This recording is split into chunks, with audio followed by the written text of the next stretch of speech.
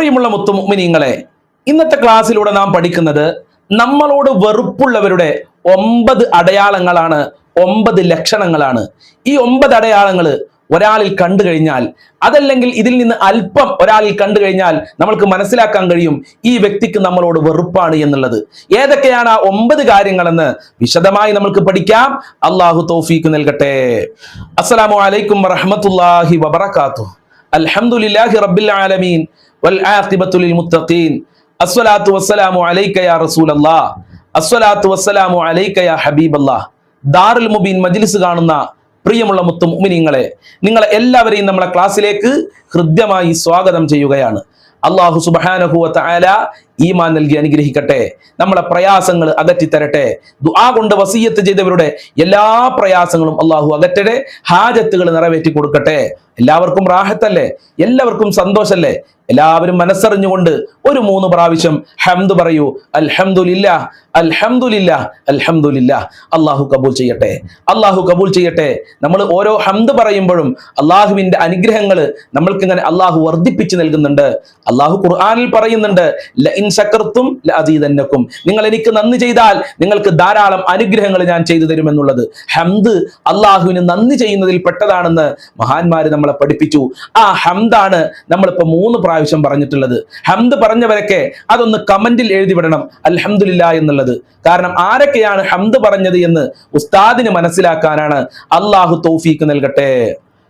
Class തുടങ്ങുന്നതിന് മുമ്പ് ഞാനൊരു ക്വസ്റ്റ്യൻ ചോദിക്കുകയാണ്. അവസാന നാളെത്തുമ്പോ സൂർ എന്ന കാഹളത്തിൽ ഊതാൻ അല്ലാഹു ഏൽപ്പിക്കപ്പെട്ട മലക്കിന്റെ പേരെന്താണ്? ശരിക്കും ശ്രദ്ധിച്ചോ. അവസാന നാളിൽ സൂർ എന്ന കാഹളത്തിൽ ഊതാൻ അല്ലാഹു ഏൽപ്പിക്കപ്പെട്ട മലക്കിന്റെ പേരെന്താണ്? അറിയുന്നവരൊക്കെ കമന്റിൽ എഴുതി വിടുക. എന്റെ പ്രിയമുള്ള മുത്തുമുഅ്മിനീങ്ങളെ, ഇന്നത്തെ ക്ലാസ്സിലൂടെ നാം പഠിക്കുന്നത് നമ്മളോട് വെറുപ്പുള്ളവരുടെ 9 അടയാളങ്ങളാണ്. ഈ 9 അടയാളങ്ങൾ മുഴുവനും ഉണ്ടെങ്കിൽ നമ്മൾക്ക് ഉറപ്പിക്കാം അയാൾക്ക് നമ്മളോട് വെറുപ്പുണ്ട് എന്നുള്ളത്. അതല്ലെങ്കിൽ ഈ 9ൽ പകുതി ഒരാളിൽ ഉണ്ടെങ്കിലും നമ്മൾക്ക് മനസ്സിലാക്കാം അയാൾക്ക് നമ്മളോട് വല്ലാത്ത വെറുപ്പാണ് എന്നുള്ളത്. ഏതൊക്കെയാണ് ആ കാര്യങ്ങളെന്ന് നമ്മൾക്കൊന്ന് പഠിക്കാം. ഒന്നാമത്തെ കാര്യം ശരിക്ക് ശ്രദ്ധിച്ചോളൂ. സഹായം ചോദിച്ചു ചെല്ലുമ്പോൾ ഒഴിഞ്ഞു മാറുക എന്നുള്ളതാണ്. അവന്റെ അടുക്കൽ നമ്മളെ സഹായിക്കാനുള്ള കഴിവുണ്ട്, അവന്റെ അടുക്കൽ നമ്മളെ സഹായിക്കാനുള്ള എല്ലാം ഉണ്ട്. പക്ഷെ നമ്മൾ സഹായം ചോദിച്ചു ചെല്ലുമ്പോൾ അവൻ ഒഴിഞ്ഞു മാറുന്നുണ്ടെങ്കിൽ നമ്മൾക്ക് മനസ്സിലാക്കാം ഇവനിക്ക് നമ്മളോട് വെറുപ്പുണ്ട് എന്നുള്ളത്. പ്രയാസങ്ങൾ വരുമ്പോൾ നമ്മളെ സഹായിക്കൂല, അവന്റെ അടുക്കൽ കഴിവുണ്ടാകും പക്ഷെ നമ്മളെ സഹായിക്കൂല. എന്നാൽ നമ്മൾക്ക് ബുദ്ധിമുട്ടുകൾ വരുമ്പോഴോ അതിൽ ആസ്വദിക്കുകയും ആനന്ദിക്കുകയും ചെയ്യും നമ്മളോട് വെറുപ്പുള്ള ആളുകള്. പക്ഷെ ഒരു നിലക്കും അവര് നമ്മളെ സഹായിക്കുകയില്ല എന്നുള്ളതാണ്. ചിലപ്പോൾ നമ്മൾ അടുത്ത കൂട്ടുകാരായിരിക്കാം, അടുത്ത കുടുംബക്കാരായിരിക്കും, എപ്പോഴും നമ്മളെ കൂടെ നടക്കുന്ന ആളുകളായിരിക്കും, എപ്പോഴും ഫോൺ വിളിക്കുന്ന ആളുകളായിരിക്കും. പക്ഷേ നമ്മൾക്കൊരു ആവശ്യം വരുമ്പോ സഹായം ചോദിച്ചാൽ ഒഴിഞ്ഞു മാറും, നമ്മളെ സഹായിക്കൂല. ഇത് നമ്മളോട് വെറുപ്പുള്ളവരുടെ ഒന്നാമത്തെ അടയാളമാണ്. രണ്ടാമത്തെ അടയാളം എല്ലാവരും ശരിക്കും ശ്രദ്ധിച്ചോ. സംസാരത്തിലെ രൂക്ഷതയാണ്. നമ്മളോട് സംസാരിക്കുന്ന സമയത്ത് കഠിനമായ രൂപത്തിലായിരിക്കും അവർ സംസാരിക്കുക. അവരുടെ ഹൃദയത്തിൽ നമ്മളോടുള്ള വെറുപ്പ് അവരുടെ നാവിലൂടെ വരുമെന്നുള്ളതാണ്. ശരിക്കും മനസ്സിലാക്കണം. അവർക്ക് നമ്മളോട് കൽബില്, അവരുടെ മനസ്സിലുള്ള വെറുപ്പ് അവരുടെ നാവിലൂടെ പ്രകടമാകുമെന്നുള്ളതാണ്. അഥവാ കഠിനമായ രൂപത്തിൽ, ഒരു സ്നേഹമോ ബഹുമാനമോ ഇല്ലാത്ത രൂപത്തിൽ നമ്മളോട് സംസാരിക്കും. ഒരു പരിഗണന നമ്മൾക്ക് തരാത്ത രൂപത്തിലായിരിക്കും അവര് നമ്മളോട് സംസാരിക്കുക. അപ്പൊ നമുക്ക് മനസ്സിലാക്കാം ഇവനക്ക് നമ്മളോട് വെറുപ്പാണ് എന്നുള്ളത്. പിന്നെ അവിടെ നിൽക്കരുത്, അവിടുന്ന് വേറെ സ്ഥലം കാലിയാക്കണം. അള്ളാഹു മനസ്സിലാക്കാനുള്ള തൗഫീഖ് പ്രദാനം ചെയ്യട്ടെ. മൂന്നാമത്തെ കാര്യം മുഖഭാവങ്ങളിലെ മാറ്റമാണ്. നമ്മളെ കാണുമ്പോ കണ്ടില്ല എന്ന് നടിക്കുക, നമ്മളെ കാണുമ്പോൾ മുഖം ചുളിക്കുക. ഇത് നമ്മളോട് വെറുപ്പുള്ളവരുടെ മറ്റൊരു അടയാളമാണ്. അതുപോലെ തന്നെ നമ്മളോട് പുഞ്ചിരി പോലും അവർ ചിരിക്കുകയില്ല. മഹാനായ നബി തങ്ങൾ പറഞ്ഞതെന്താ? തബസ്സുമുക ഫീ വജ്ഹി അഖീക സദഖ. നിന്റെ സഹോദരന്റെ മുഖത്ത് നോക്കി പുഞ്ചിരിക്കല് അത് സുന്നത്താണോ? അതുപോലും നമ്മളോട് ചെയ്യൂല. ഒന്ന് തലാട്ട് പോലും ചെയ്യൂല, ഒരു പുഞ്ചിരി പോലും നമ്മളോട് ചിരിക്കൂല. നമ്മളെ കണ്ട മുഖം തിരിക്കുക, കണ്ടില്ല എന്ന് നടിക്കുന്ന ഒരു സ്വഭാവം ഉണ്ടെങ്കിൽ നമുക്ക് മനസ്സിലാക്കാം ഈ മനുഷ്യന് നമ്മളോട് വെറുപ്പുണ്ട് എന്നുള്ളത്. നാലാമത്തെ അടയാളം നമ്മളെ പഠിപ്പിക്കുന്നത് കുറ്റപ്പെടുത്തലുകൾ മാത്രമാണ്. 1000 ഗുണങ്ങൾ നമ്മൾ ചെയ്താലും 10,000 ഗുണങ്ങൾ നമ്മൾ ചെയ്തു കൊടുത്താലും എപ്പോഴും നമ്മളെ കുറ്റപ്പെടുത്തിക്കൊണ്ടിരിക്കും. ഒരു തെറ്റ് നമ്മളിൽ നിന്ന് സംഭവിച്ചാൽ ആ 1000 ഗുണങ്ങളും ചെയ്യാത്ത രൂപത്തിൽ നമ്മളോട് സംസാരിക്കുകയും എപ്പോഴും കുത്തുവാക്ക് വാക്കുകൾ പറയുകയും വിഷമിപ്പിക്കുകയും ചെയ്യുമെന്നുള്ളതാണ് മറ്റൊരു അടയാളം. അതുപോലെ 5-ാമത്തെ അടയാളം, നമ്മളുടെ നന്മകളിൽ നമ്മളോട് അസൂയപ്പെടുക.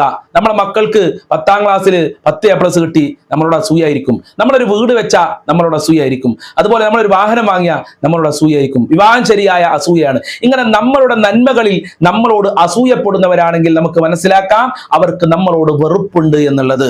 അതുപോലെ 6-ാമതായി പഠിപ്പിക്കുന്നത് അനാവശ്യമായി നമ്മളെ സംശയിക്കുക എന്നുള്ളതാണ്. നമ്മൾ ഒരു കാറിൽ ഒരു യാത്ര പോയാൽ നമ്മളെ സംശയിക്കും, നമ്മളൊരാൾക്ക് ഫോൺ വിളിച്ചാൽ നമ്മളെ സംശയിക്കും, നമ്മൾ തല ഇങ്ങോട്ട് ചരിച്ചാൽ നമ്മളെ സംശയിക്കും, നമ്മളൊരാൾക്ക് മെസ്സേജ് അയച്ചാൽ നമ്മളെ സംശയിക്കും. ഈ രൂപത്തിലായിരിക്കും അവരുടെ പെരുമാറും.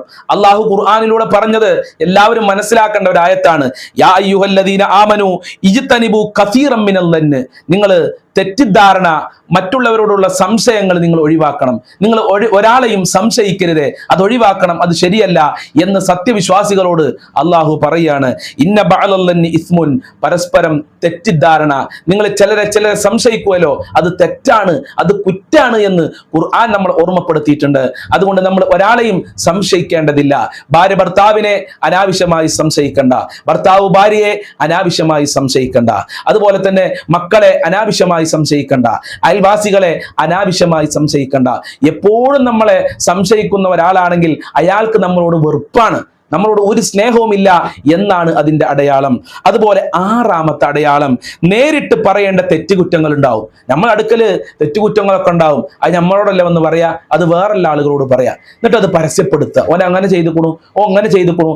നമ്മളെ അടുക്കൽ ഒരു തെറ്റ് തന്നാൽ അത് നമ്മളോട് പറഞ്ഞാൽ പോരെ, നമ്മളത് തിരുത്തൂലേ, പക്ഷെ അത് നമ്മളോട് പറയൂല, അത് വേറുള്ള ആളുകളോടാണ് പറയാ. അത് നമ്മളോടുള്ള സ്നേഹം കൊണ്ടൊന്നുമല്ല, നമ്മളോടുള്ള ബഹുമാനം കൊണ്ടൊന്നുമല്ല. നമ്മൾ ചെയ്ത തെറ്റ് മറ്റുള്ള ആളുകൾ അറിയണം, നമ്മൾ ചെയ്ത തെറ്റ് അയൽവാസികൾ അറിയണം, നമ്മൾ ചെയ്ത തെറ്റുകൾ നാട്ടുകാരൊക്കെ അറിയണം, കുടുംബക്കാരൊക്കെ അറിയണം എന്ന നിലക്ക് മറ്റുള്ളവരോട് പോയി പറയാ, നമ്മളോട് പറയൂല. അതിൽ നിന്ന് മനസ്സിലാക്കാം ഇവർ നമ്മളുടെ അധപ്പതനമാണ് ആഗ്രഹിക്കുന്നത്. നമ്മളോട് അയാൾക്ക് എന്തോ ഒരു വലിയ വെറുപ്പുണ്ട്. അള്ളാഹു എല്ലാവർക്കും നല്ല മനസ്സ് നൽകട്ടെ. 7-ാമത്തെ അടയാളം, നമ്മളുടെ സ്വകാര്യതയിലേക്ക് എത്തി നോക്കുമെന്നുള്ളതാണ്. നമ്മൾ എന്ത് ചെയ്താലും അതിലേക്ക് ഇങ്ങനെ എത്തി നോക്കുക. ഓരോ മനുഷ്യർക്കും അവരുടേതായ സ്വകാര്യമായ ജീവിതങ്ങൾ ഉണ്ടാകും. എന്തിനാണ് അതിലേക്ക് എത്തി നോക്കുന്നത്? അള്ളാഹു ഖുർആനിലൂടെ പറഞ്ഞില്ലേ, വലാ തജസ്സസു, നിങ്ങൾ ചാരപ്പണി എടുക്കരുതേ. അതിന്റെ ആവശ്യമില്ല, അത് തെറ്റാണ്. ഇസ്ലാമില് ഒരാളുടെ സ്വകാര്യതയിലേക്ക് നമ്മൾ ഒരിക്കലും എത്തി നോക്കാൻ പാടില്ല, അത് തെറ്റാണ് എന്ന് ഖുർആൻ തന്നെ നമ്മളെ പഠിപ്പിക്കുന്നുണ്ട്. അതുപോലെ തന്നെ 8-ാമത്തെ അടയാളം, സദസ്സുകളിൽ നമ്മളെ അവഗണിക്കുമെന്നുള്ളതാണ്. നമ്മളിപ്പോ ഒരു കല്യാണത്തിന് പോയി, ഒരു ഹൗസ് വാമിങ്ങിന് പോയി, അതല്ലെങ്കിൽ ഒരു സമ്മേളനത്തിന് പോയാല് നമ്മളെ കണ്ടാൽ നമ്മളെ മൈൻഡ് ചെയ്യാതെ വേറുള്ള ആളുകളോട് സംസാരിക്കുക. ഒരു കുഴപ്പമില്ല, നല്ല രൂപത്തിൽ സ്നേഹത്തോടെ ജീവിച്ച ആളുകളായിരിക്കും. പക്ഷെ കുറച്ച് കഴിഞ്ഞപ്പോ, ഒരു 10 മാസം കഴിഞ്ഞപ്പോ പിന്നെ നമ്മൾ എവിടെ ചെന്നാലും അയാൾ നമ്മളോട് സംസാരിക്കൂല, വേറുള്ള ആളുകളോടാണ് സംസാരിക്കുക. നമ്മളെ കണ്ടാലും നമ്മളെ മൈൻഡ് ചെയ്യാതെ നമ്മൾ കാണാമെന്ന രൂപത്തിൽ മറ്റുള്ളവരോട് സംസാരിച്ചുകൊണ്ടിരിക്കുക. അതിന്റെ അർത്ഥം എന്താ? അയാൾക്ക് നമ്മളോട് സംസാരിക്കാൻ താല്പര്യമില്ല, അയാൾക്ക് നമ്മളോട് വെറുപ്പാണ് എന്നുള്ളതാണ്. ഇതാണ് 8-ാമത്തെ അടയാളം. 9-ാമത്തെ അടയാളം, നമ്മളെ പരിഹസിക്കുമെന്നുള്ളതാണ്. നമ്മളൊരു കാര്യം പറഞ്ഞാൽ, ഇത് വലിയൊരു പണ്ഡിതൻ വന്നിക്കണത്, നമ്മൾ എന്തെങ്കിലും പറഞ്ഞാൽ ഇജിപ്പോ വലിയൊരാൾ വന്നിക്കണത്, ഇജിപ്പോ അതൊക്കെ പറയാൻ ആരാ, അനക്ക് ഇവിടെ എന്താ സ്ഥാനമുള്ളത് എന്ന് പറഞ്ഞിട്ട് നമ്മളെ പരിഹസിക്കും. ഇത് നമ്മളോട് വെറുപ്പുള്ളവരുടെ വലിയൊരു അടയാളമാണ്. അതുകൊണ്ടാണ് അള്ളാഹു ഖുർആനിലൂടെ പറഞ്ഞത്, യാ അയ്യുഹല്ലദീന ആമനു ലാ യസ്ഖറു ഖൗമിൻ മിൻ ഖൗമിൻ അസാ അൻ യകൂനു ഖൈറൻ മിൻഹും. നിങ്ങളൊരു സമൂഹം മറ്റൊരു സമൂഹത്തിനെ പരിഹസിക്കരുത് കേട്ടോ.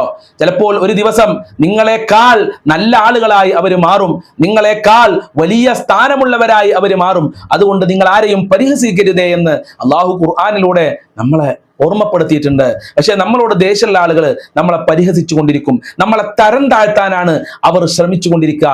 മറ്റുള്ളവരുടെ ഇടയിൽ നമ്മളുടെ സ്ഥാനങ്ങളും നമ്മളെ ബഹുമാനങ്ങളും ഇല്ലാതെയാക്കാൻ വേണ്ടി എന്ത് തമ്മാടിത്തരവും ചെയ്യാനും എന്ത് തോന്നിവാസം പറയാനും അവർ തയ്യാറായിരിക്കും. അപ്പോൾ നമുക്ക് മനസ്സിലാക്കാം ഇവർക്ക് നമ്മളോട് വല്ലാത്ത വെറുപ്പുണ്ട്.